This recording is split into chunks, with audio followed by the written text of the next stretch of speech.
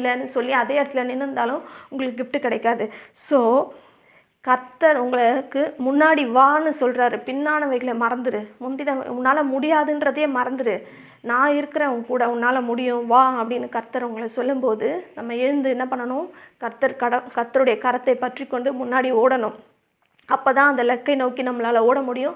அந்த பரிசு பொருளை நம்மளால பெற்றுக்கொள்ள முடியும். கர்த்தர் உங்களுக்கு வைத்திருக்கிற அந்த ஆசீர்வாதத்தை பெற்றுக்கொள்ளணும்னா, அந்த புதிய காரியம் என்னன்னு தெரிஞ்சுக்கணும்னா, முன்னானவைகளை ஃபர்ஸ்ட் மறக்கணும்.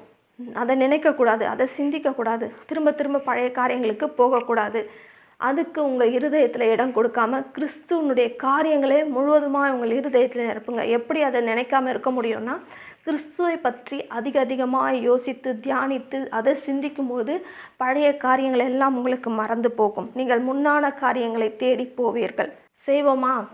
முன்னான காரியங்களை நினைக்காமல்